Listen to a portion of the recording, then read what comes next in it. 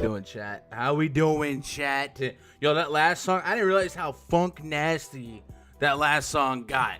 But I was jamming. I was digging it. I was liking it. Hello, chat. Happy Wednesday, right? January 13th, 2021. Fun day for the NBA. Couple of postponed games, and James Harden. It was only a matter of time before that got really, really ugly, and it's getting ugly. But we kind of figured it would. Kind of figured that if a deal wasn't just going to be voluntarily done by Houston a week or two ago, James Harden was going to hissy fit his way out of there. And that's what happened. I don't think you see James Harden in a Rockets uniform again. What's up, live chat? Giuliano. Need a winner tonight, sir. What up, Darren? What up, Corey? Where's Todd? I don't know where Todd's at. Hope Todd's doing okay. Todd. It's okay. I forgive you. What's up, Lenny? Another bad night. Back-to-back loss. No good. Hey, it's a game of streaks, you know? Some days or some weeks are going to be just unreal hot. You can't lose. And then some weeks you go down, right? What up, Corey? Cashed into 44 with, hey, boo-boo. I tell you what, I had some weird lineups hit for me last night. In single entry on FanDuel. We didn't have the Heat Sixers gold mine. Actually ran Bowl in a single entry line and cashed fine. And it was even more significant about that is Nikola Jokic was the highest scoring fantasy player on the site at 25%. So to finish top 18% of a contest without a 25% owned guy who was the nuts to bink, it was amazing. But I did it, so here we are. What's up, Sergio? How we doing, guys? What up, Darn? I have Kyrie and Harden in my year-long fun week so far. Oh my god. I mean, last night,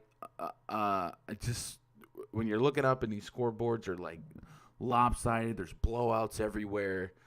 You got George Hill talking about he's a grown man. If he wants to see his family, he's going to see his family. Meanwhile, think about Karl-Anthony Towns lost 7 family members to the coronavirus. You got James Harden just hissy fitting. You got Kyrie just not showing up because he don't feel like it. The NBA is in such a bad state, and these games are so uncompetitive. They're not fun to watch for the most part. And it's just I can't remember the last time I've just been so disappointed in the product of basketball. But I think we all know there's catalysts that are beyond Silver's control. Is what it is. But man, oh man, I just want everything back to normal and put some fans in the stadium soon. Not yet. And then maybe that'll start fixing things. But NBA is in such a bad state. What up, Corey? I think AD sits. I think he does too. He sat the last back-to-back. They came out and said KCP was probable. I didn't even see LeBron on the injury report. So it's a good chance. I think there's at least an opening there for AD to be out. What's up, Asano? What up, Justin Sports? What's up, James Fenner? What's up, guy? How about that Danny Green? Bro, I don't know if some of you guys that are on Twitter, but the other night, Danny Green was 50% owned. The night without Ben Simmons back, and it was 50% out, and he dropped 9 fantasy points. So I'm in my Discord, and I literally say, hey guys, Danny Green's dropping a 50 tomorrow at 4% owned. This is in the fourth quarter. He ended up dropping over 60. He was 4% owned, 45. I was like, oh my god, this is my fault. I did this. My bad, everybody. But Danny Green, 61.5 fantasy points, 50 minutes played, and he couldn't miss. We talked about how he couldn't make it the day before. He couldn't miss yesterday. What a game that was. For those of you guys that played DraftKings over FanDuel, yesterday, or even if you played FanDuel over DraftKings, you didn't quite realize the entire Sixers Heat game was lineup. Like those were full lineups. Like the prices on them were just and we saw entire game stacks with like one or two players from other games were just the nuts. And the fact that game got overtime, sickening, sickening. So you knew real early how your night was going. But that was like a massively high-owned game. So I'm actually happy that FanDuel left it off the slate. I'd be okay with them opting to leave some of these questionable Rona games off in the future. What up, Billy? What's up, good gun? How's your day going? Your boy got smacked last night on FanDuel. So far, so good. My sleep was interrupted this morning. At my apartment complex, I got a notice on January 4th on my door. And they were like, this letter is informing you that pest control will be entering your apartment to spray on January 6th. I got a knock this morning. It's like 10 a.m. I was like, who is at my door? I'm sleeping. I open the door. I'm big, grumpy bear looking. I'm like, what? He's like, we're here for pest control. I was like, I'm sorry, what? I was like, don't you guys have to, like, tell me? He's like, we put a notice on the door. I was like, this is January 6th. The guy didn't speak English. I was like, whatever, come on. And it messed up my sleep, so I'm grumpy. It's freaking 7 days later, right? What's up, Alan Ortega? 325 didn't catch my double ups, man. It's tough out there. More power to you guys grinding cash games and double ups, man. I'm fully converted to tournaments a couple years back. How long am I streaming for? I'm just gonna knock out the slate. As long as I'm done by 4 p.m. my time, 5 p.m. Eastern, to get in the RunDFS.com VIP voice chat, I'm vibing. It's a big vibe. No Rod. Yeah, no Rod. So if you're here for Rod, sorry. He went from 9 to 9 3.5. It was nuts, right? It was nuts. What up, Young C? Anyway, quick look at last night before we go forward. Joel Embiid, night 2 of a back-to-back, 82.5 fantasy points, was nutty. And a lot of people just didn't even consider him. Ben Simmons was back. It was a back-to-back. You're worried about him getting rest management. But yeah, 82.5. Jokic number 2, KD number 3. A normal 1, 2, 3 right there, right? And then Danny gets weird. Danny Green. I did like Miles Turner against the Golden State Warriors. 5 blocks, not necessarily uncommon. Without Victor Oladipo, these starters were going to run deep. He played 42 minutes. Hero, of course. And then it was like a very meager 40, just a bunch of 40s across the board. So a couple of surprises. Aaron Holiday off the bench, dropped 41 fantasy points, DKP. And then, of course, when Justin Holiday starts, he's irrelevant. I kind of mentioned that the night before. You kind of want the guy off the bench. So Aaron Holiday off the bench was that dude. Jordan Clarkson, I didn't like him necessarily on the stream yesterday because I didn't love the pace. But when Joe Ingles got ruled out, I kind of walked backwards a little bit. And I did have Jordan Clarkson and a bunch of my FanDuel stuff at shooting guard. So that worked out well. Will Barton, I had some Will Barton after we got Gary Harris out. We know MPJ was out. Don't think necessarily it was a direct usage increase. I just thought it was a minute increase, and he played 38 minutes, so I was happy with that. LeVert, a lot of people anticipated LeVert to start. He actually came off the bench. They started Bruce Brown at the point guard spot. He only played 26 minutes. Probably expect those minutes to look more like 32, 33. What is there a major catalyst in that? No, 2 fouls. The minutes weren't there for him, so you want more than that. Lonnie Walker did well. Brogdon was very underwhelming. I think all the AK guards that we were looking at, SGA, Malcolm Brogdon, Dejounte Murray, all those guys just went flat and dropped 30. So I think that overall helped the cash line stay really, really tame and meager, right? So we'll take them out. We'll take that off the page here. We will start looking at today. Chat, I am solo right now, so if you guys see some news dropping, be sure keep me on my toes, keep me honest, drop it in chat, and we'll react to it. Slamming single entries and still getting wrecked, says Alan. So I definitely think so this season so far has been very, very different than a lot of other seasons. And I think a lot of the blowouts is really destroying what we know about NBA DFS. I'm not really willing to just flip my process upside down. 'Cause I'm profiting so far this season. But I've seen a lot of stress and frustration from a lot of people in the DFS community, and it is what it is. But I think even when in basketball is normal, DFS, if you're on the wrong side of a run on DFS, it's easy to feel frustrated. A couple days, you start wanting to change how you research stuff. I think you got to create a process and trust the process, as cliche as that is. But if you are like a person that's only really ever played one lineup a day, or you're grinding cash, I definitely think it's worth researching and considering how to change your play style. I don't think necessarily anyone's process is bad, and maybe your process is terrible, and you're just like, DVP, play this guy.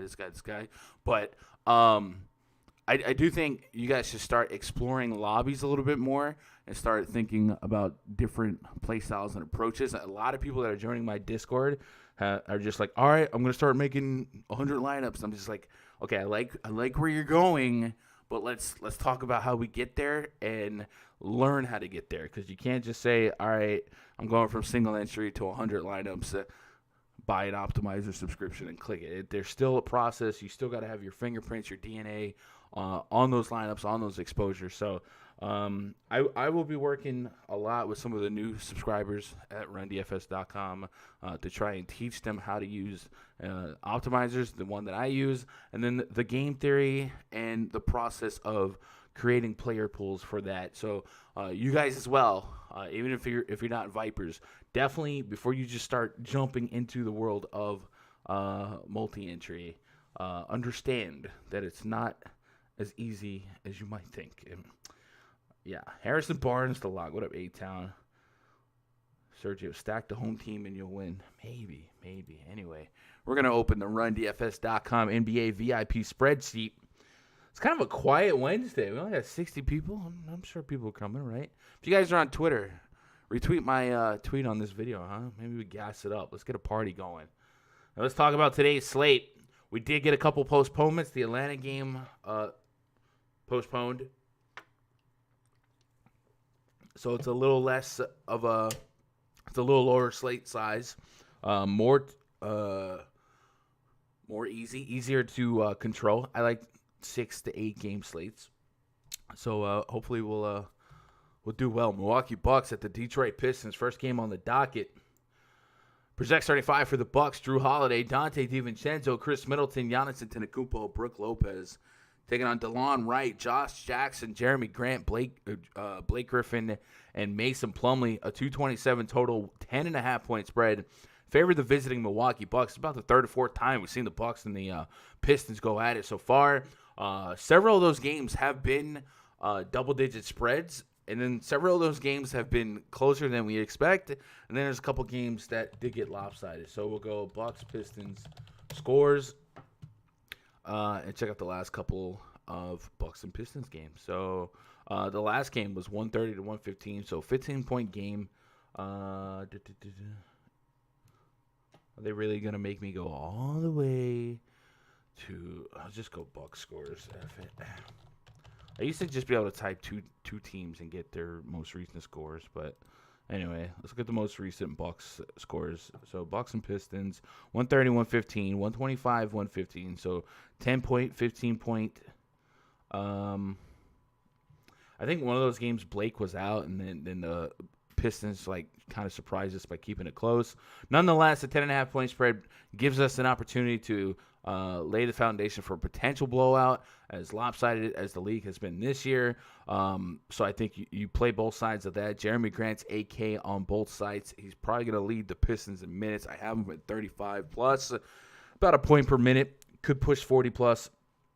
Sadiq Bey, I wish he was cheaper. I'd go back to the well form for him. There was a game where Blake was out. I was all over Sadiq Bey, and he absolutely trashed me. And then the next game, Blake came back, and he drops 43 fantasy points. So if he was closer to the 4K price point, I'd probably be back in the mix on Sadiq Bey. Probably gonna sit this one out on him.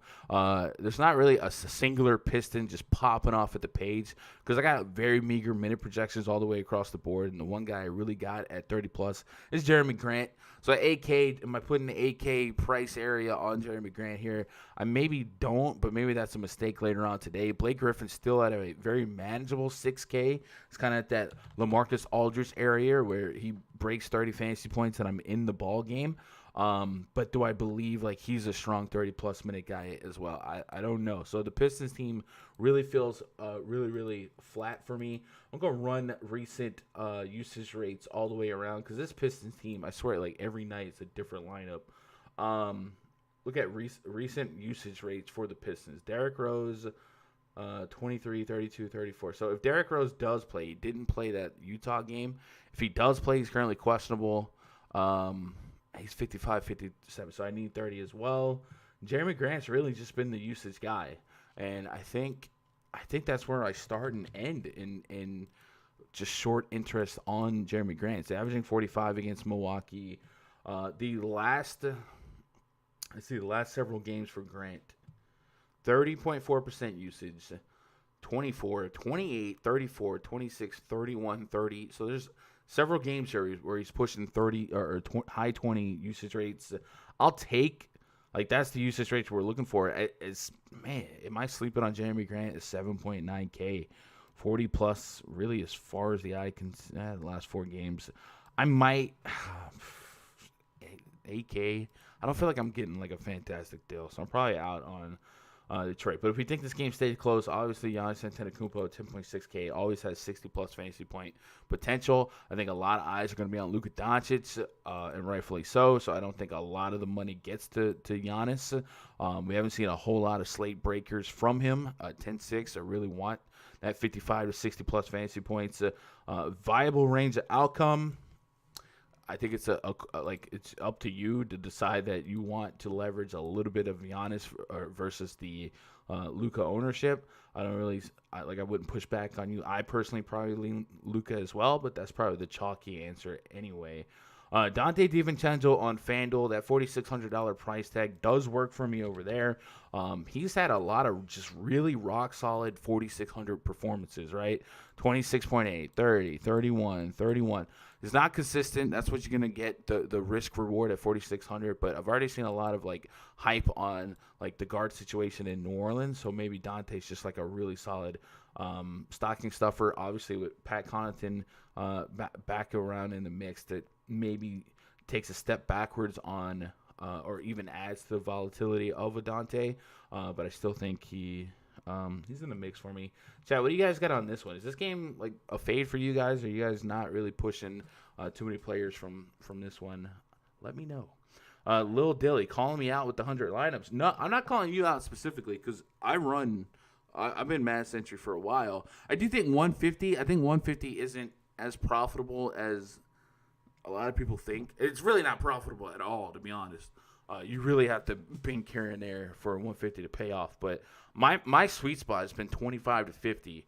And every now and then on the right slate, I'll get to 100, 150. Maybe I get my action staked a little bit. But what I was referring to is like people that have just been running one lineup, maybe even getting to 3 lineups. Then all of a sudden are like, man, I'm not winning with one lineup. Boom, let me go get 100 lineups. That jump is massive, and I think it takes a lot of research to really understand the differences. It's very easy to put some practice behind it, though, because FanDuel, I think don't they have nickels or penny? They have like a nickel, I think it's nickels or dimes. I don't know. They have really, really cheap contests where you can really practice running 100, 150, but the management of the player pool itself is a lot more meticulous than I think, or at least for the successful multi-entry guys. It's very meticulous where you are managing exposure levels and how much you want of this guy. You're looking at projected ownerships and you're trying to manage your leverage and all that. It's not just, all right, I'm going to make 150 lineups and here we go, right? Pete says to grant or not to grant. I haven't played him all year, but he is super consistent, and we're seeing it in his usage rate. It's not just a coincidence, right? This man killed KD with that thumbnail. Great changes. Oh yeah, I don't know about that one. Thumbnail. We've killed the thumbnail curse, right? Contest selection, bankroll management, first step in DFS.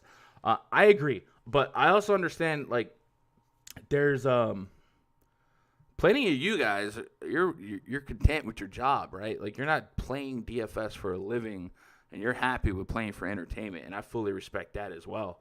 And I understand that. Just I know a lot. Most of you guys that are watching a YouTube podcast about or a YouTube stream about slates are looking to actually have educated lineups. So you guys would really benefit from contest selection.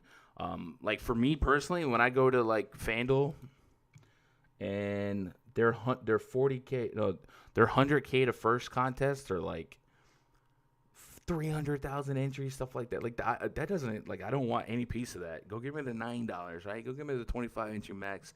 I don't want to face 300K entries. I want to face 10,000, 30,000. Like I want limited contest fields that I feel like I have a chance, right?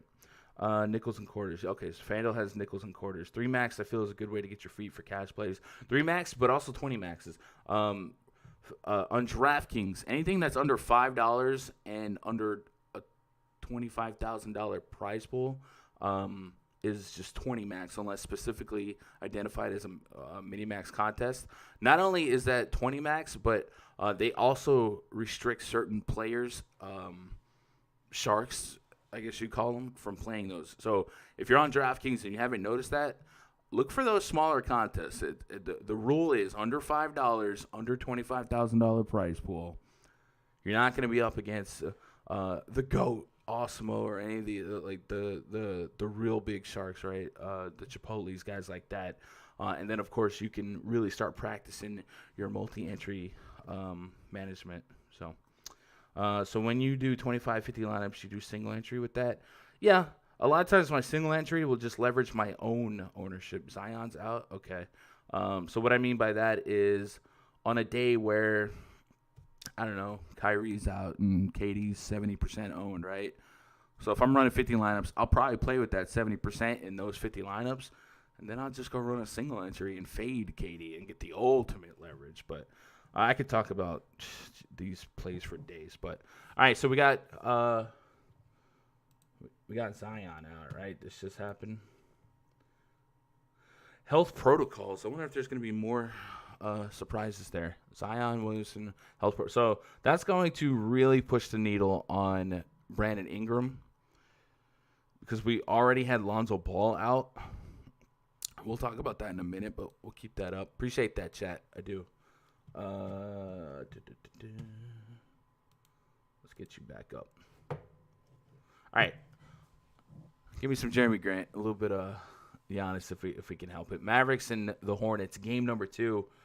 Project starting 5 for the Mavericks. Project starting 5, Luka Doncic, Tim Hardaway Jr., Josh Green, Kristaps Porzingis, Willie Cauley-Stein taking on Devontae Moonlight, Graham, Terry Rozier, Gordon Hayward, P.J. Washington, and Bismack Biyombo.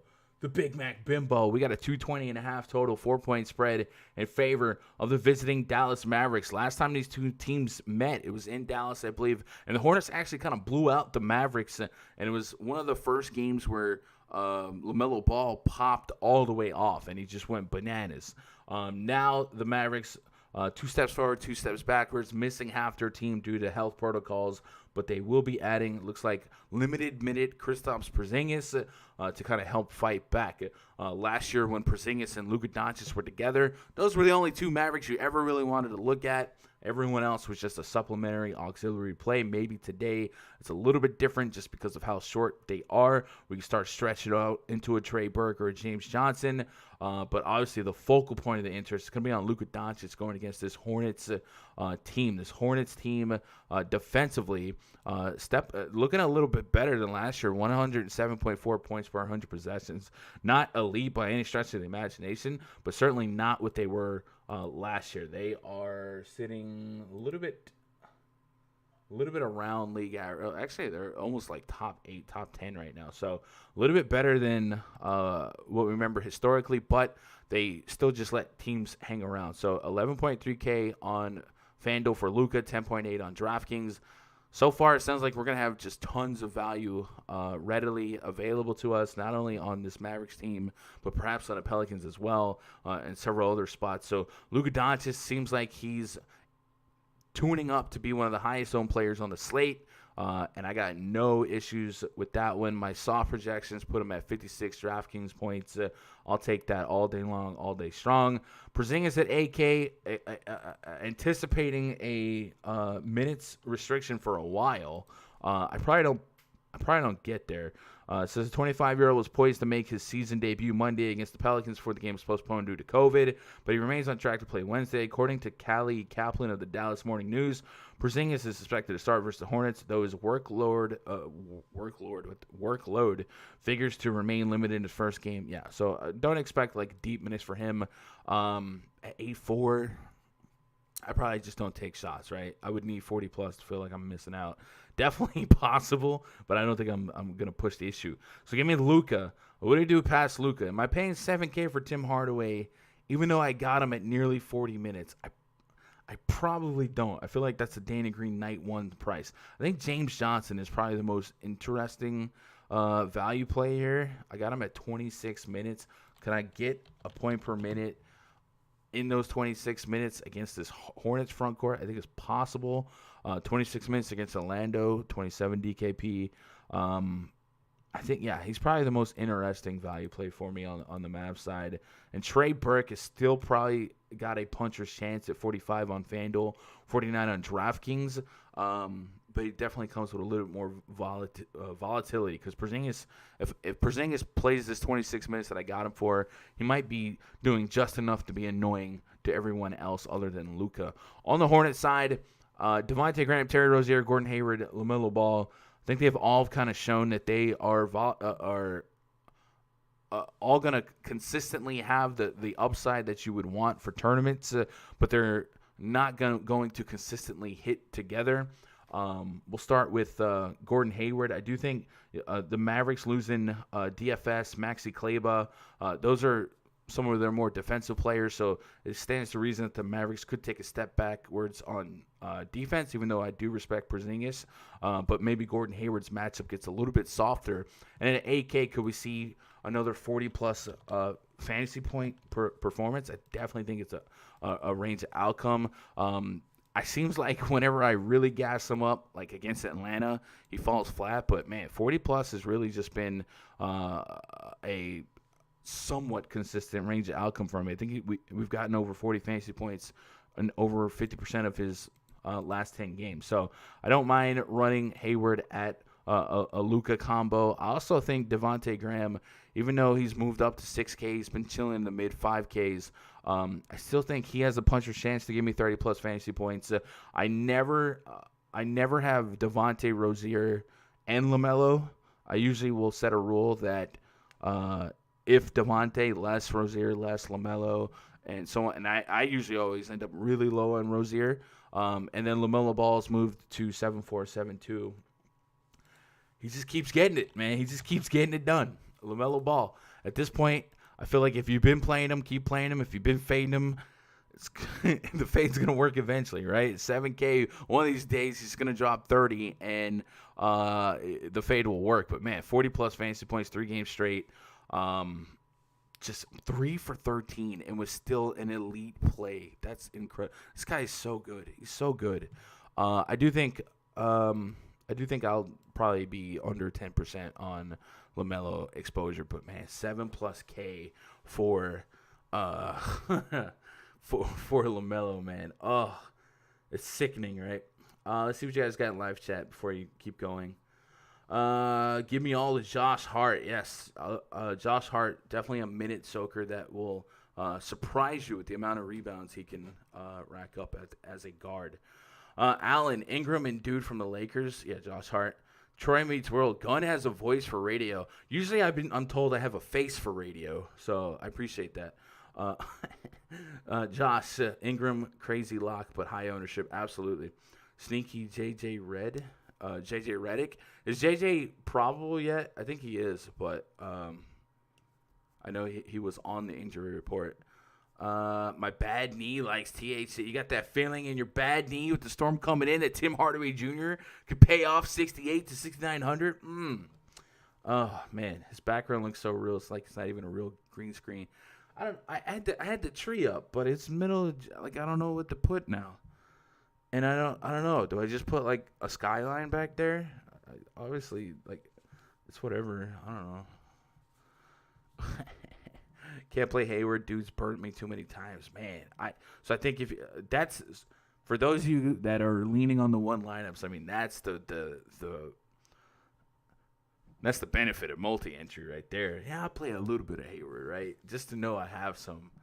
Harden's about to get traded to the Nets, man. Obviously, they can't trade Kyrie, but what? Could you imagine having Kyrie and Harden in their state mindset right now, like just in the same locker room? That's wild. I kind of hope Philly picks up Harden because I'd rather just I want to see this league get more competitive. You put Harden on the Nets, they're already like a powerhouse in the East if they're going to play together. With the Bucks and Nets, if you put Harden on the Sixers, and then you put Ben Simmons on the Rockets, I feel like both teams improve right there. So I kind of want to see Harden go to the 76ers, but we'll see. LeVert's probably going to be in the trade.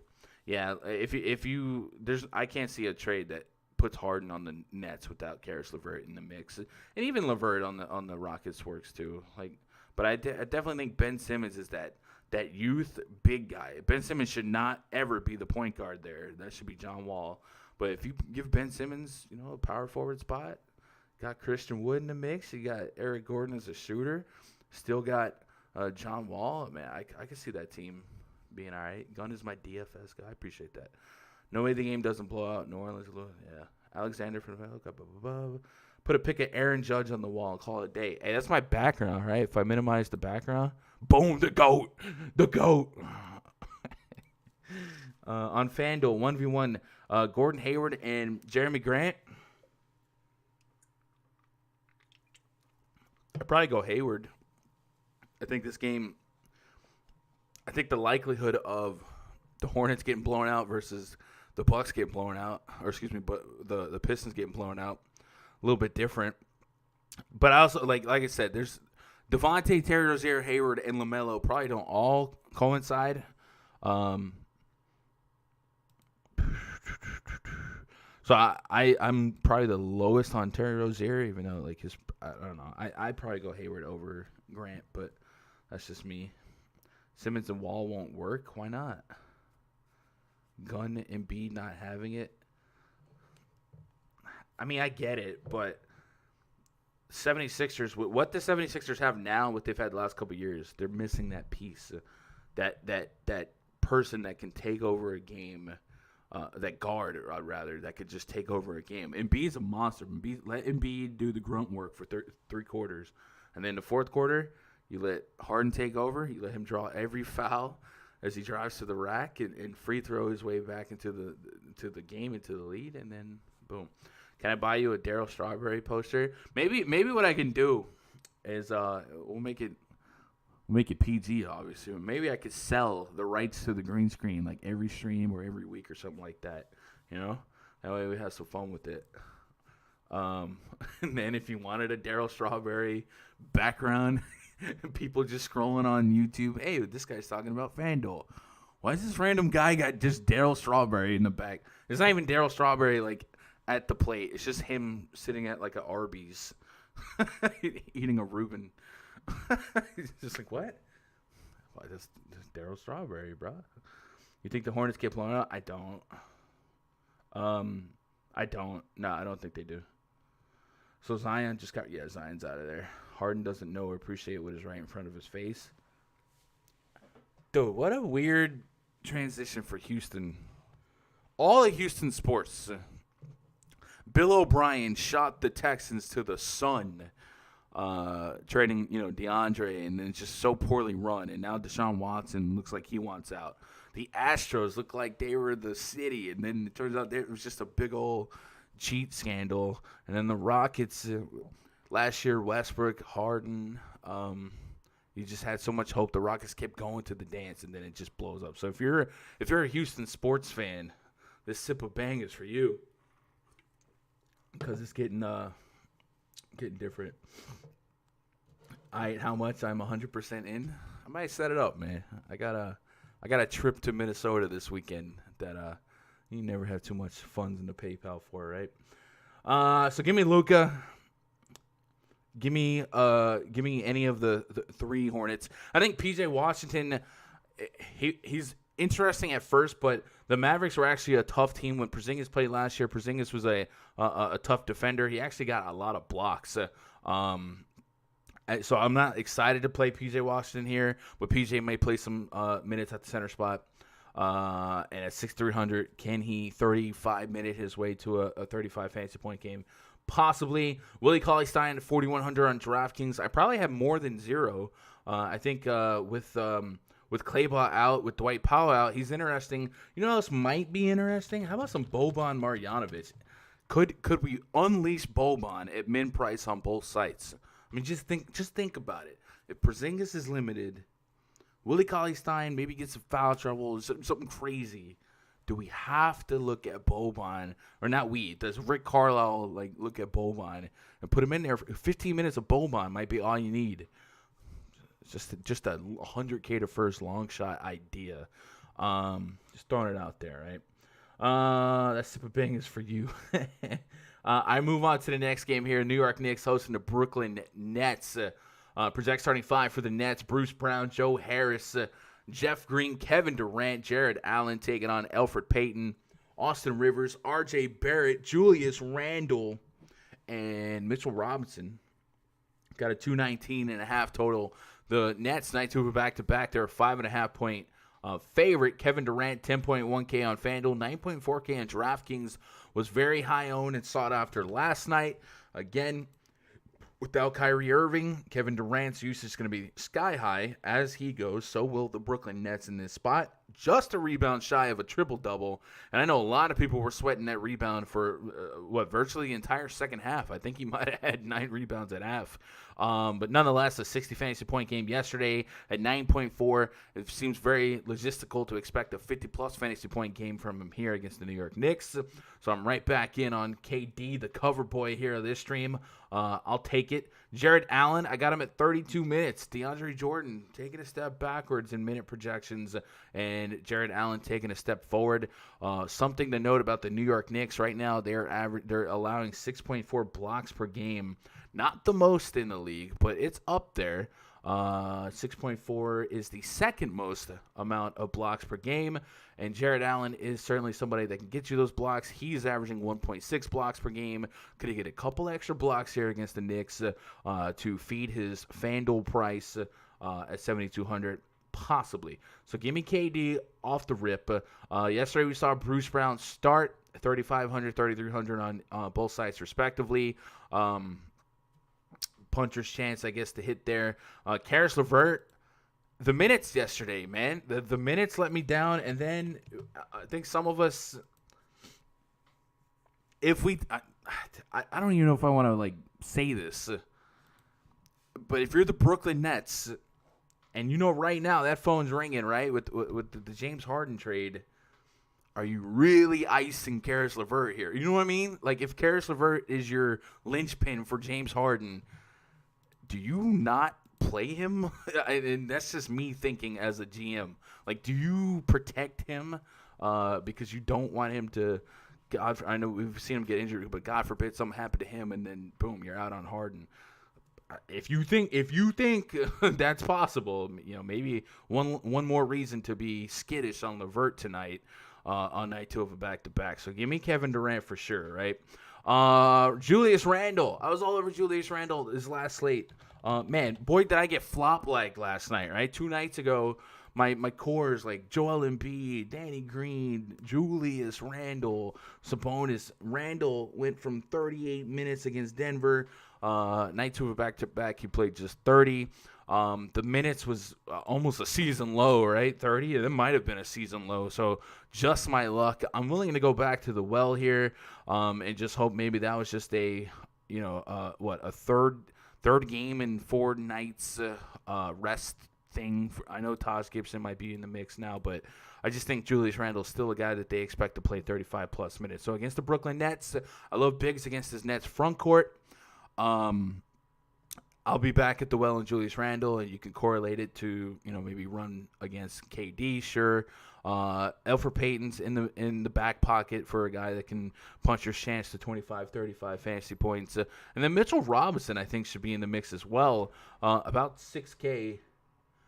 I think I got packages being delivered. About 6K. Can he get 35-plus fantasy points? I think it's a potential range of outcomes. So a couple of guys in this game I'd put in my player pool here, but it would be led by Randle versus Kevin Durant, right?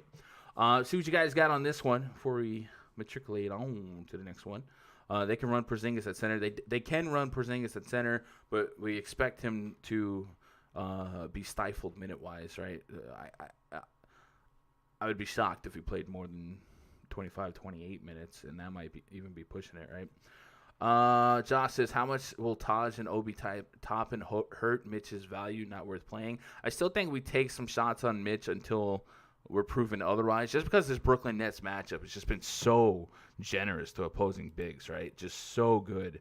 If we go to the team DVP chart and RunDFS.com NBA VIP spreadsheet, Brooklyn Nets is a top 5 matchup right now to opposing bigs, opposing centers for fantasy purposes. And if we put some context to that, put some names to that DVP, Jokic last night, I'm not going to consider Jokic, but he dropped 67. Al Horford, I think that's one that we could all say, all right, Al Horford is not that dude.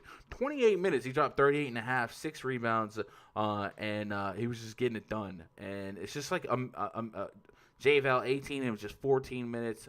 Embiid 41 in just 30 minutes. So it's just been a matchup that's producing well over a fantasy point per minute. And I just can't see myself not wanting a couple of shares of a center against the Brooklyn Nets today. So if that means I take a shot at Mitch Robinson, likely getting I don't know. I know Taj Gibson is Thibodeau's boy, but I don't know that he's anything more than like a depth guy. But if I just get 30 minutes of Mitchell Robinson at this price against the Brooklyn Nets, it might be enough to get me to the north side 30 fantasy points. And then one of these days it'll get me to 40 fantasy points in this spot, in this matchup. I think you simulate this game 100 times. There's certainly a couple of Mitch Rob 40 bombs, in my opinion. Gun loves when the package gets delivered. Listen here, man.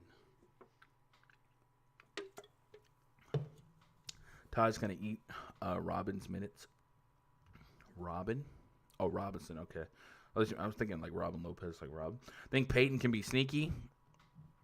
So on FanDuel, every slate, I don't like. I have no intentions to play Elfrid Payton. And then on FanDuel, point guard just sucks. And I'm like, well, 5K guard, here we go, Elfrid Payton, give me. And then he always starts with like 5 in the first quarter and somehow just like manages to not destroy me. Sneaky's a word, yeah. I just put him as a stocking stuffer, hope for the best. I'm probably not pushing any high priority on Elfrid Payton. I think we're going to get enough value at guard today. And I also think, like, when I think about my just lineup construction from a FanDuel perspective, I already know I'm going to have a bunch of Luka. And I still think Dame, like, if he plays, there's that game right there. It could be a fantasy gold mine. And then we scroll down. I guess it does get really, really thin here. So unless we have a can't say no value play pop up, keep scrolling. There's really not anything that's there. Most of those Pelican values are different position too. So this might be another night I just end up with more elf than I want on FanDuel because there's no reason not to, right? Play best player on team opposite KD and go cheap net like Bruce Brown. I like that pick. So I like that thought. Solid picks. All right, let's move on to the next game. Minnesota Timberwolves hosting the Memphis Grizzlies. Project starting 5 for the Grizzlies. Tyus Jones, Dylan Brooks, Kyle. The Andersons got tickets to the game. How'd they get tickets? Brandon Clark, Jonas Valanciunas taking on D'Angelo Russell, Malik Beasley, Jarrett Culver, Juancho, Hernan Gomez, Karl Anthony Towns, the Big Cat, Ernie Ladd, 222, and another one, 2 is our total. A 2.5-point spread in favor of the Minnesota Timberwolves. The Timberwolves are favorited. You love to see it. This game could be the source of maybe at least a couple of good fantasy stocking stuffers. Defensively, the Minnesota Timberwolves have been really, really bad. They're the third worst team when it comes to defensive efficiency, allowing 116.2 points per 100 possessions. That's third worst. But a lot of that was without Cat. Now, I don't think they're going to necessarily take strides forward as a defense just because Cat's back, but I do think it's going to help their offense. Their offense has been bottom 5 in the league, 106.5 points per 100 possessions. So I think if you replace a guy like Naz Reid or somebody like that with Cat, your offense is going to get better. And then your net rating, which I believe is the league worst, minus 9.7. Yeah. So your league worst net rating can probably close. And what that'll do is that'll make more competitive games. And then we don't have to get screwed when D'Angelo Russell has 30 in 20 minutes but doesn't play. You know what I'm saying? So Cat has a nice impact. So on the Grizzlies side, we still have a team that plays mostly spread out minutes distribution. Only Tyus Jones, which I believe is a revenge game, has a minute projection so far for me over 30 minutes, 6,200 on both sides. To get you 30, I think it's viable.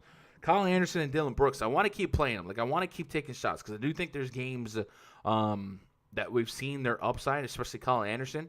But a lot of those games were when they were down some people in the backcourt, right? D'Anthony Melton, Grayson Allen, guys like that. So it does seem like this is a very, very evenly distributed, diverse minute rotation all the way across the board.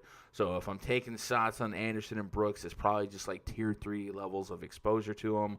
And I think I will just because of the implied points that this game is giving me. And then J Val's under 7K. Brandon Clark is 5'6", 5'8".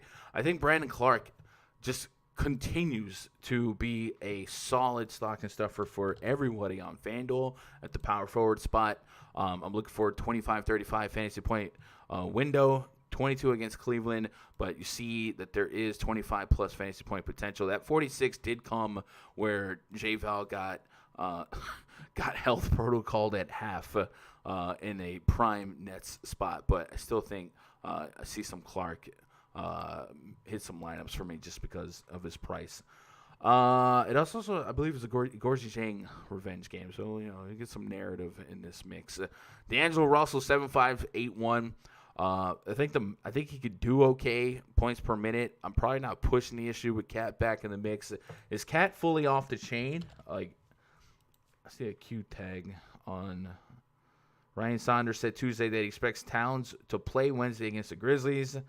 Blah, blah, blah, blah. Towns was held out of the second half of a back-to-back Sunday against the Spurs after he returned from a 6-game absence a night earlier, and the Wolves lost to San Antonio. The big man did not appear to be bothered by his dislocated left wrist that continued. So it was a wrist injury, right? So it's not necessarily something that you have to hold minutes. He played 37 minutes against the... So if Cat's fully, if there's no restriction on Cat, and I think that night they said there would be a minutes limit or monitored, and he played 37 minutes. If there's no minutes restriction on Cat, I mean, Cat could just dominate for 50-plus fantasy points, and I got him at 47, so I'll put him in the mix. I know right there at that price point, Kevin Durant's just going to assume a lot of ownership, so I might, and we still got Brandon Ingram to deal with without Zion and everyone, but Cat just has every potential tonight to be, a sub 20%, 50-plus fantasy point game, just be a solid play all the way around. So give me some Cat. That's probably it. What are you guys doing with this one, chat? 183 concurrent viewers, man. Show some love. Hit that thumbs up. If you hit that thumbs up, it's been scientifically proven that your odds of cashing big tonight increase exponentially. Big words. KD, Randall, Brown, you like that? Be a sad day if Anderson ever got injured for the year. I know. Hey, to be fair, well, is there any other Andersons in the league? That was initially Ryan Anderson's gimmick for me. And then Ryan Anderson got delegated to the bench. And when Kyle Anderson, made it to the Grizzlies, I was like, we'll give it to Kyle Anderson. Whatever. I want some Tyus, and I'm running at J-Val. So one thing I do want to note about the Grizzlies is that they're turning the ball over a lot. Like a lot. If we go to steals per game allowed, the Memphis Grizzlies are allowing the third most steals per game. And then when it comes to blocks allowed, the Memphis Grizzlies are allowing like a fourth, fifth most. So not that there's like defensive juggernauts on the T-Wolves here. But D. Russ averaging over a steal per game. And, Karl-Anthony Towns, maybe get him in the mix. Right now he's averaging 3 blocks per game. Obviously, that's going to go backwards. But we might get some surprise stocks for FanDuel purposes from the T-Wolves side. So just want to kind of mention that because I do think it's a FanDuel metric that will really pay off or could really pay off considering that the stocks are weighted that much more over there, right? Would you pick KD or Ingram with no Zion Lonzo? So I probably take KD, and we haven't broke down the Clippers and Pelicans game yet. But I think the reason I would take KD right now, just in a 1v1, I think Ingram's a fine play. But we know what we get from KD, and we essentially know KD. Not only is KD essentially unguardable, but the Brooklyn Nets have nobody that can guard, even match up. At least with the Pelicans, we could say, all right, well, if I'm the Clippers, I know that the Pelicans are down to one guy, and I got Kawhi, I got Paul George, I got Patrick Beverley, I got enough to make a headache for Brandon Ingram. So if I had to choose one, I'd probably go with KD. It's not to say I'm not gonna like Ingram tonight, but in that scenario, I lean KD. No Pablo, I can't have. Okay, yo, what up? What up, Damian? Wasn't able to make the last few streams. The Andersons got tickets to the game. How'd they get tickets? Is KD a lock? KD is a lock. KD's a lock. Yeah. And like I said, there's still a lot of air and opportunity for us between now and lock. But it sounds like that James Harden deal is just like the Sixers and the Nets on the phone trying to offer something. And there's a chance the Nets get a trade done. And the Nets may have to trade half their team tonight. And then we just might have a really short, there might be like a 6-man rotation for the Nets. And that's just me thinking and speculating. So that makes me even more excited for Durant because there's no way Durant is part of the deal. So there is a way Karis LeVert's part of the deal. And if you take out those minutes for LeVert and that usage, I'm just really I'm enamored by KD's spot, right? Randall's in a great bounce back spot. Burned out of me the other night. Yep. So again, the thing with Randall, that was his third game in 4 nights. It was night 2 of back to back, and he played what looks to be his season low 30 minutes. So yeah, you crazy. Charlotte's decent. Charlotte has been. Wait, no way you can fade Luka against a bad, extremely fast Charlotte team. All right, Keith, let's correct that, Keith. Charlotte is league average in pace, and defensive rating. Charlotte is top 8. So I like Luka, but I think you might be a little. Oh, the trade just happened. Well, see, I'm on it. All right, chat, let's pause for the cause. This is a big trade. This is league shaking. Brooklyn's acquiring Houston, James Harden, a blockbuster deal. So we'll get to the details falling out, but there's no way in my mind that that James Harden's going to Brooklyn without Karis LeVert being in the deal. I just don't know how that happens. Maybe it did, but if Karis LeVert is part of this trade, 100% Kevin Durant for me. So we'll keep Woj up.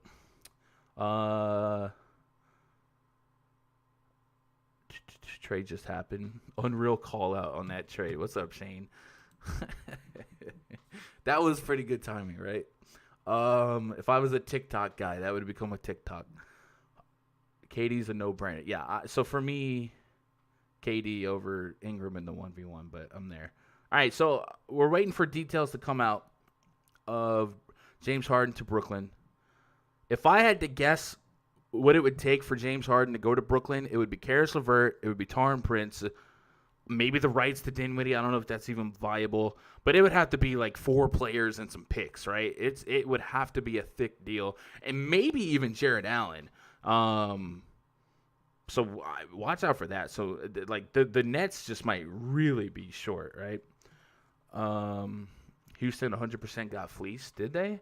I don't think you can say Houston gets fleeced here because if no matter what, like James Harden is going to throw a hissy fit and just ruin your team.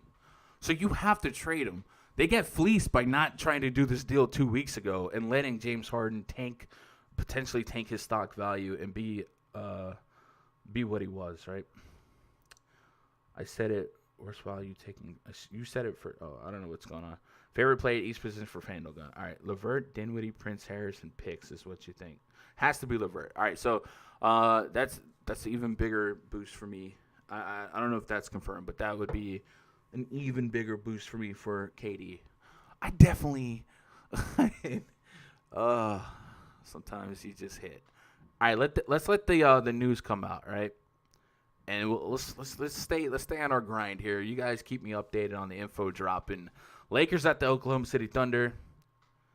Project starting 5 for the Lakers: Dennis Schroeder, Kentavious Caldwell-Pope, LeBron James, Anthony Davis, Marc Gasol.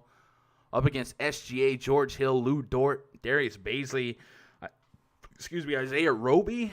Maybe it could be Mike Muscala, but I think Roby drew the start last time.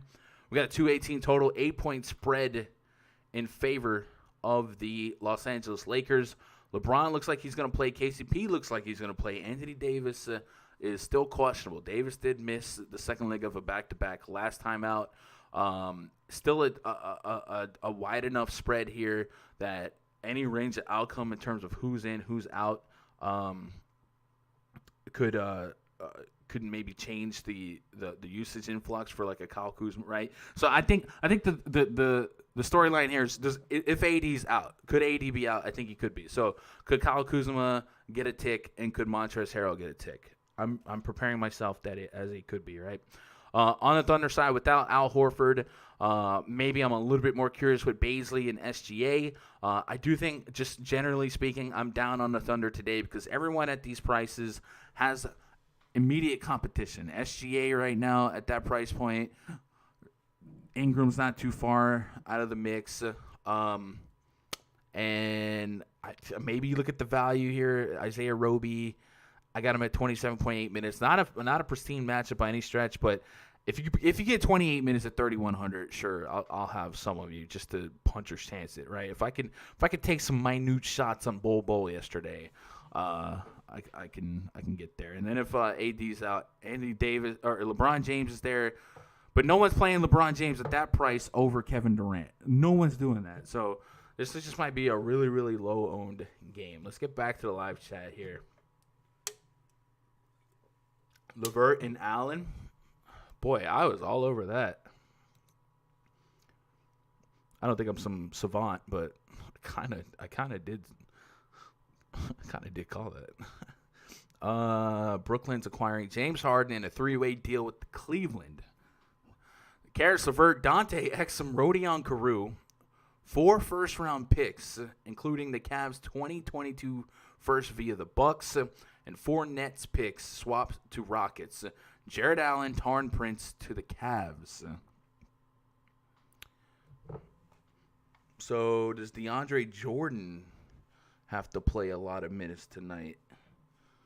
All right, let's get ahead of this, right? So bear with me, chat. We'll go back up. We got time. Let's go back up and maybe reset some stuff. So Jared Allen's not playing tonight. So we'll put DeAndre Jordan in the mix. And he might really take advantage of the Knicks blocks allowed per game. We'll take Karis LeVert out. We'll take Taurean Prince out. That's gonna up Luwawu for me. I think Luwawu might play. He might play the most minutes on the team aside like Durant. Jeff Green might play deep minutes. Go pull up this Nets injury chart. We put Chris Chiozza in the mix. Landry Shamet. Caru's not going to play. Prince is out. And Jeff Green. So their only big is Jordan, and Jordan DNP'd last night. So he could have the freshest legs on the court, right? So DeAndre Jordan literally will go from like 0 minutes to potentially 30 minutes here.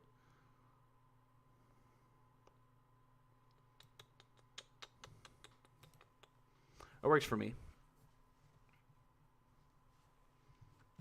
That works for me. So what do you guys think, chat? Is Brooklyn now your favorite? Does that get Kyrie to come back to the team now? What? Bro, that team's going to be a nightmare for fantasy.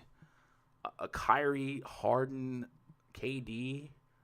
Good luck. That's like when it was when the Warriors were at their peak, man. It was just like good luck figuring that out every night, right? Oh, let me get caught up. Let's scroll up a little bit more, right? What up, Chris? Glad to be back, Gun. I used to go in on multiple lines with you 2 seasons back on PayPal and back on DraftKings. Missed your insight. And hey, man, welcome back. The Nets are trading for all. Okay, boom, we got that. DJ Lockett. DJ too cheap right now in that matchup, so we'll have to play that. And the fact that he didn't play last night actually turns out to be a good thing, right? Y'all dumb. Rockets weren't winning anything this year. Might as well trade Harden. No matter, like, I don't think that's a bad haul. I mean, you could turn picks into whatever. Karis LeVert's really good. Really good. That's the only thing that if you're a Houston Rockets fan, you turn Harden into LeVert. You get out of the Harden contract. You got out of the Westbrook contract, right? Wall and Boogie aren't on the books for long. Houston is setting himself up to make Karis LeVert, Christian Wood with some picks, some money. John Wall you might keep John Wall, right? Like I wouldn't if I'm a Rockets fan. You got rid of the cancer. It's time to rebuild, and I don't think it's that bad, right? LeVert's to the Pacers. Well, then, I didn't expect that one. All right, FDFS today, bro. We're just gonna watch this develop. The Pacers become Eastern. All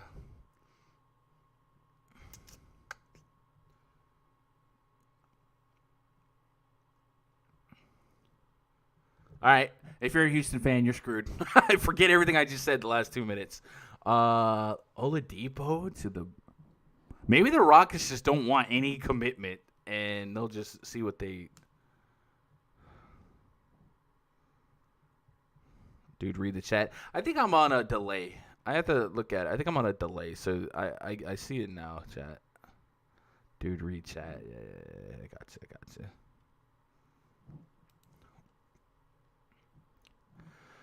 Oh, boy. Updated trade summary. Rockets get carried. All right, where's the what's the source on the Oladipo part?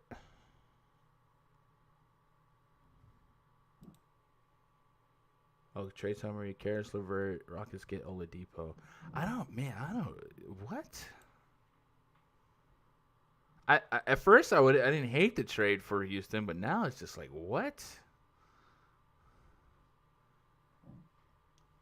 John Wall, Oladipo, Christian Wood, DeMarcus Cousins.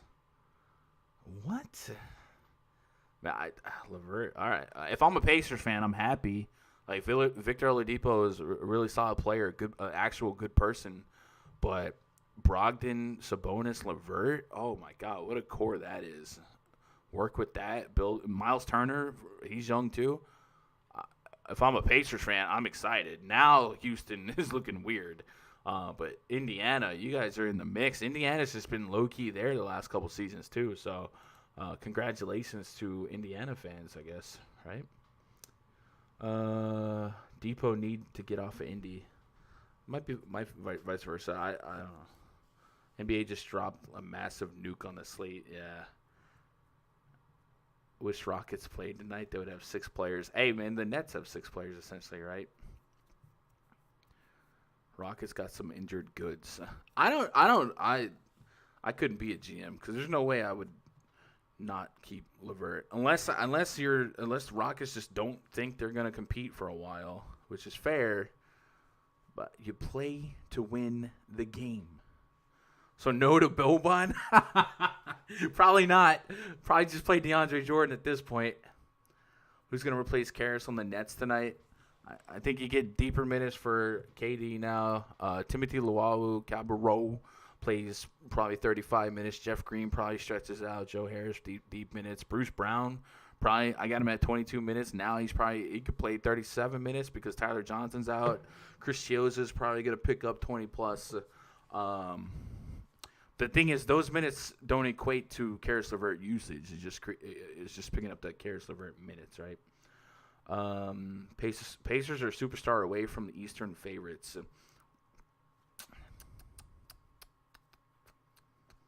I think the Pacers are fun. I might just be a Pacers fan, right? They're just fun. I guess T.J. Warren got into it with Jimmy Butler. Don't forget they got T.J. Warren, by the way. And that made, that was the first time you ever just saw the Pacers in the news for the wrong reasons. But for the most part, Brogdon, Sabonis, they just get it done. And I think Karis LeVert could be that guy. You don't ever see Karis LeVert in the news for wrong reasons. So Pacers could just be a really good role model team. So I like that, right? What's up, Jose? What happened? What news? Kristaps Porzingis is back. People sleeping on Depot and wanted out for a minute ever since he returned from his injury. I mean, yes, but I still want LeVert over Oladipo. Who called Chiozza the other day? I don't know. Kyrie to the Supersonics. Let's go. Jordan's the only big on the Nets roster. Yeah, I'm playing all the DeAndre Jordan, all the Kevin Durant. It's going to be – the Nets might be a lot like the Heat last night, where they just become stackable because they're pretty cheap. What are the Nets doing? The Nets are trying to win. Nets are going all in. Hopefully, Kyrie Irving, for the Nets' sake, Kyrie Irving. Hopefully Kyrie Irving. We'll just say that. But if you got KD, Kyrie, and James Harden, and you don't come out the East, man, I don't know. Favorite Nets value now gun? DeAndre Jordan, number 1. Those picks won't get you a Harden. Guys, the Rockets had no choice. Harden's not staying. You can't use him because he's just going to hissy fit every game, be a cancer to the locker room. You have to get rid of him. Whoever had the best package. I was hoping the 76ers would, but clearly the Nets did. So, whatever. Can we start the stream over, man? No, we're good. We're good. It's just the Nets.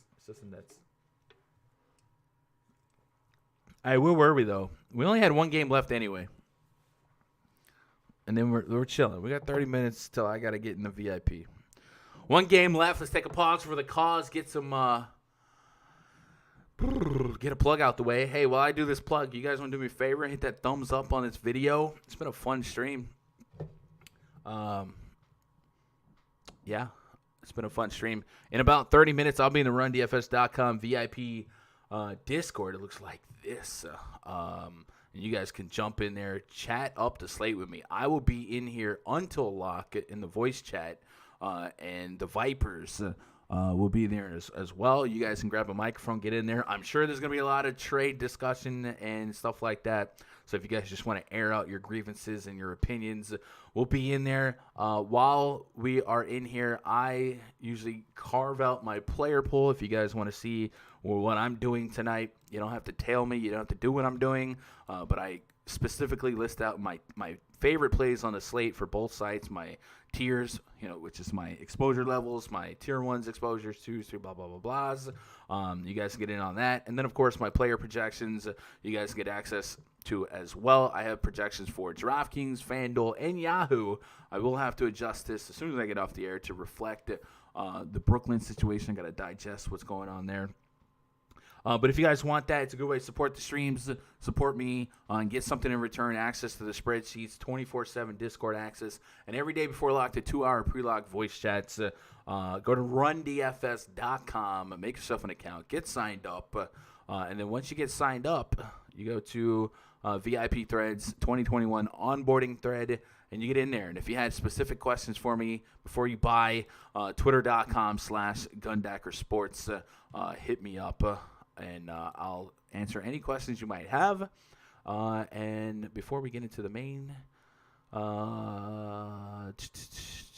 updated trade summary, Nets get James Harden. Rockets get Victor Oladipo, Dante Exum, Rodion Carew, 4 first-round picks, 4 draft swaps. The Cavs get Jared Allen, Taurean Prince, and the Pacers get Karis LeVert. I felt bad for Allen and Prince, though. Like, those are young guys that could play a purpose.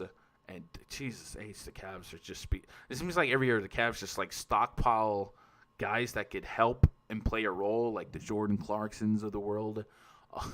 And now they got more. And if there's one thing the Cavs needed, it's another center. I was just thinking last night, man, these guys... Kevin Love, Andre Drummond, Larry Nance, JaVale McGee, Thon Maker. These guys are short on centers. They need another center. Now they got one, so good for them. Yeah. Against one of the best teams ever. All right, as soon as you guys got, let's get caught up in chat. You guys are on one. I love it, though. I love it. Do what you got to do to beat LeBron. Man, you still got to beat the Bucks, man. I think once you flip that playoff switch, whew, Drew Holiday, yeah, I don't know. I still think the Nets have to answer some maybe some defensive questions, right?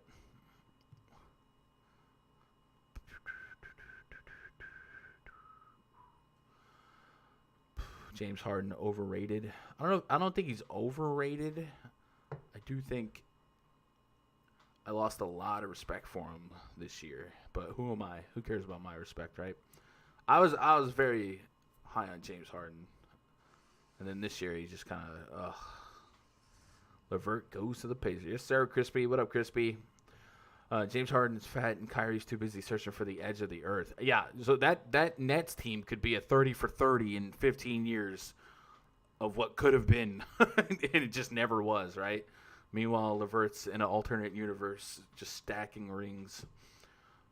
Jeff Green tonight, since they all just got traded. I think everybody on the Nets team right now is worth you guys looking at. Bruce Brown, Jeff Green, Timothy Luwawu, like all those role players. Joe Harris will probably be second on the team in shot attempts. And then, of course, KD just seems like a lock there. And then DeAndre Jordan did not play last night. Makes him a fresh leg tonight. So, all about it. So, no LeVert. No, Karis LeVert will not be playing basketball tonight. If CP3 played Game 6, 7, Houston would have won against the Warriors. Yeah, I remember that. But they didn't have Iguodala, bro. Every time I've ever mentioned the CP3 got injured and the Warriors kind of got away with that. And they're like, yeah, but Iguodala was injured. I'm just like, come on, bro. Really? LeVert ain't. All right. Let's get to the last game of the slate here. Sacramento Kings hosting the Portland Trailblazers.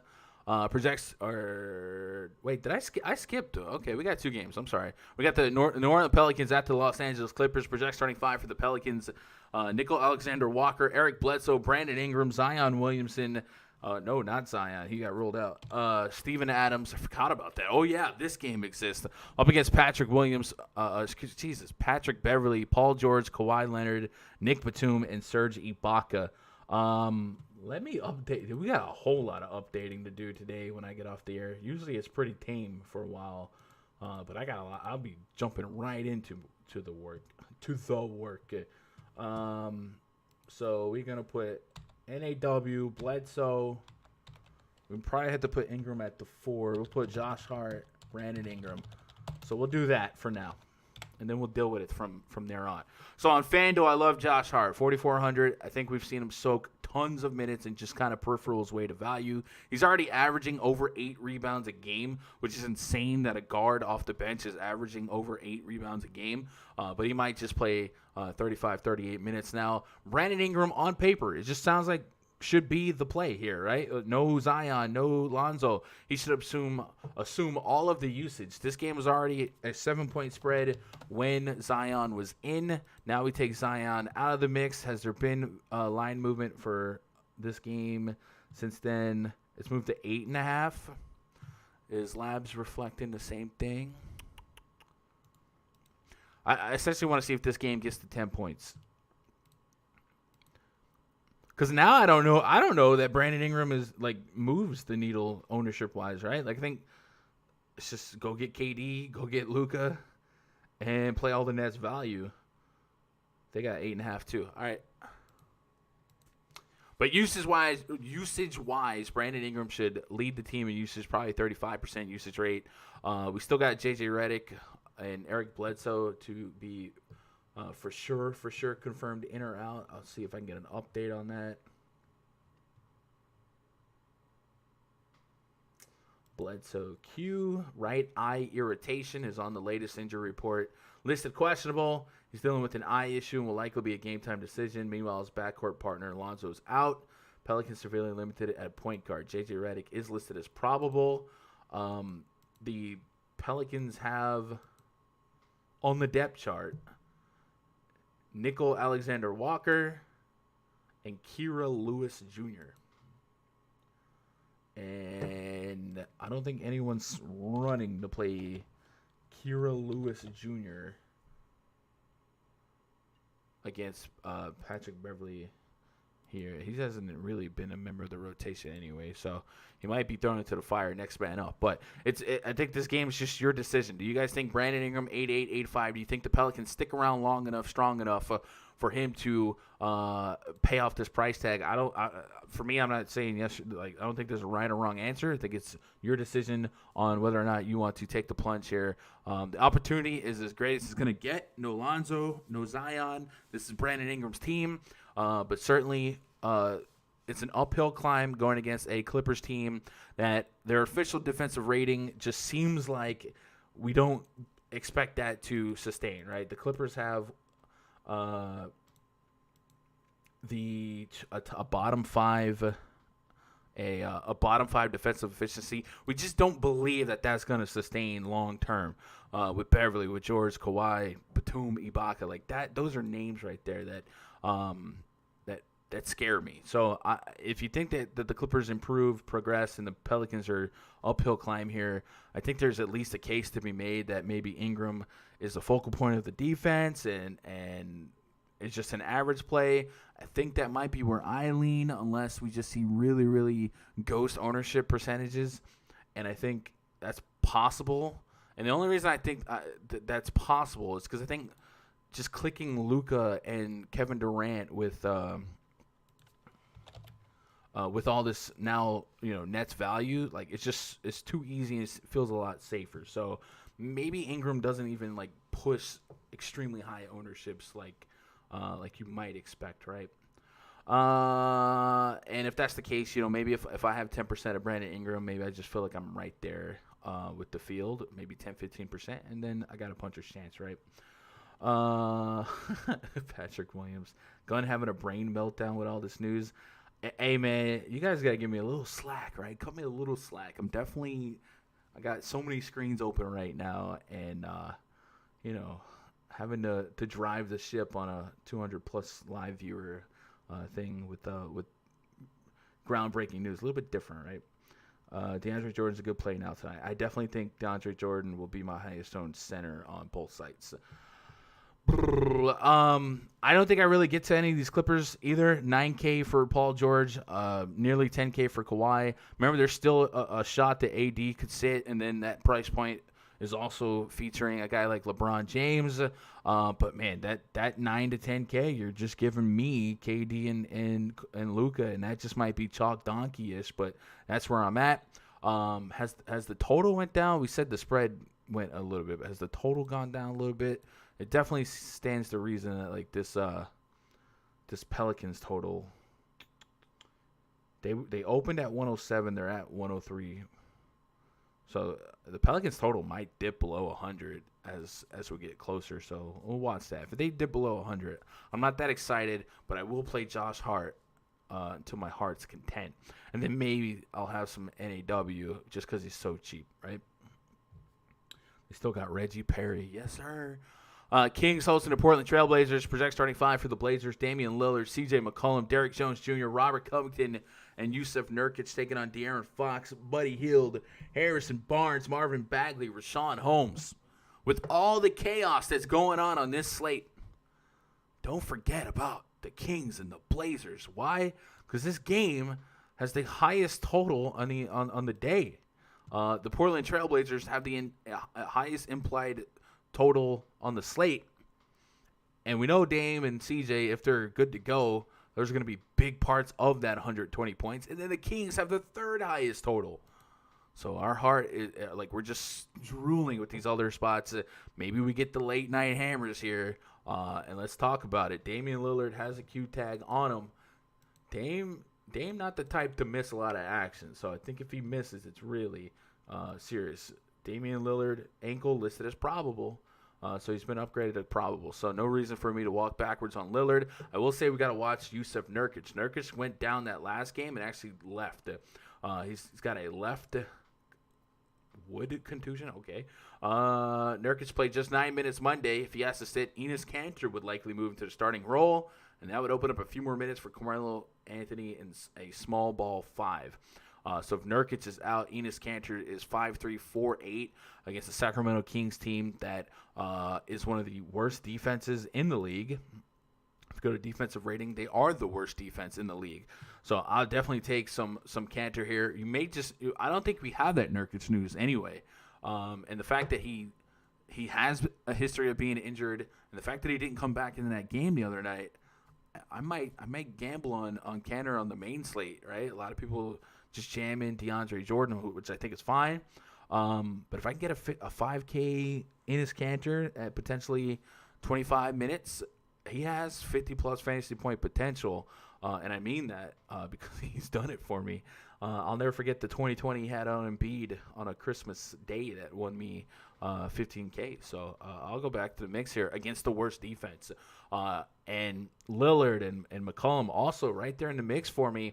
I don't know that I would ever justify Lillard over KD, just heads up. But Lillard, his team is projected to be the highest scoring team on the entire day against Sacramento. Man, we've seen him do it before. I would have to have some shares of him, and the same with C.J. McCollum. We've seen him just kind of rise up, and he's having one of his best fantasy years ever, 50-plus fantasy points back-to-back games.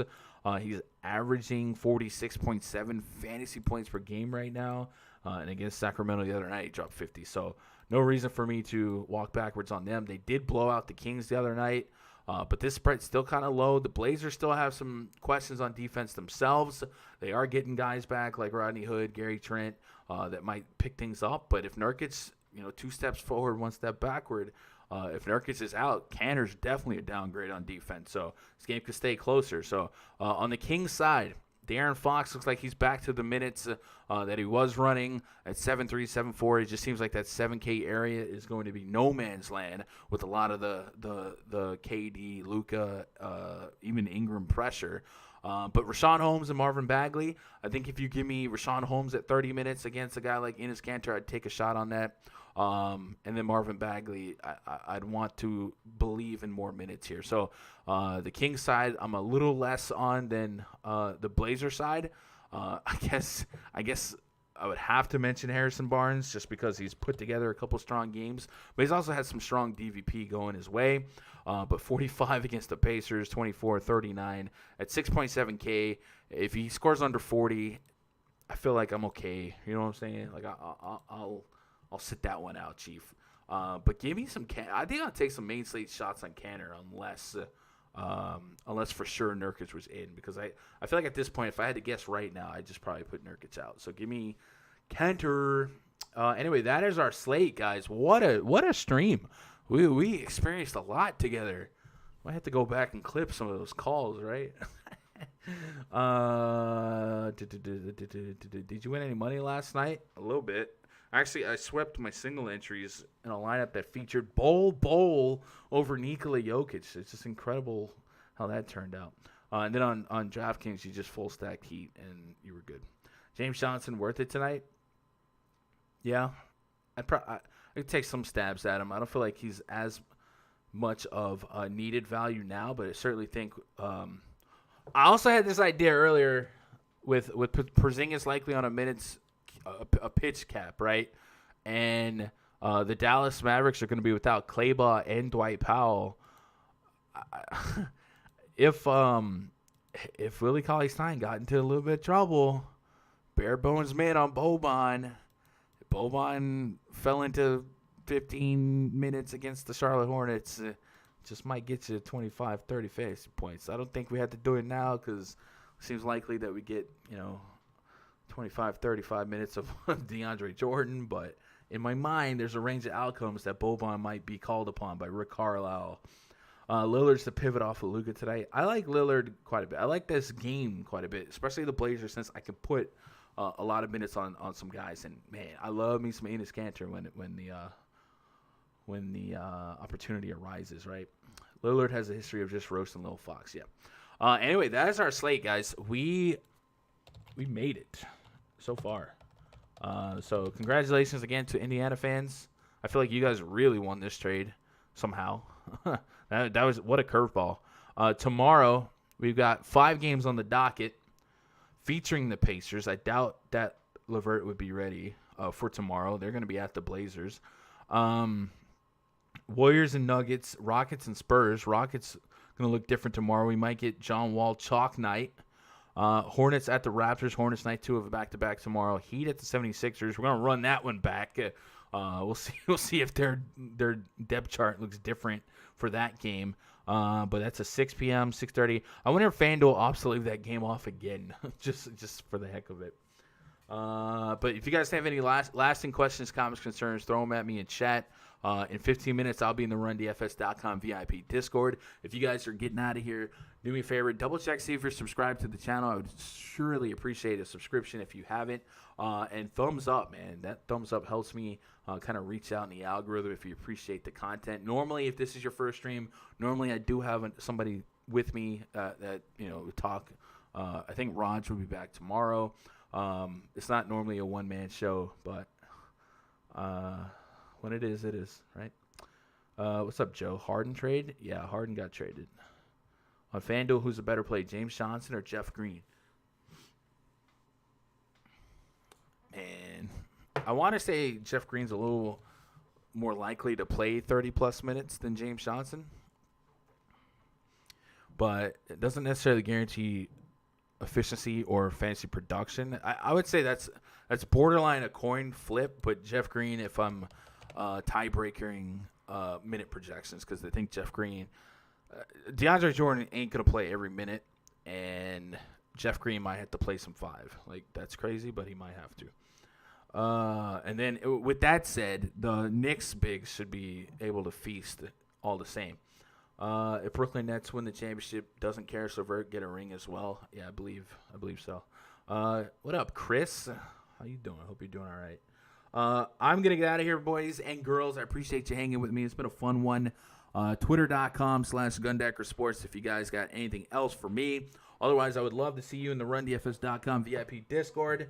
We'll be in the voice chat up until lock. I'll be making my player pool, adjusting my projections, and getting ready for tonight's slate. Should be a fun one. I love you guys. I hope you guys crush it tonight. Let me see them screenshots. Good luck.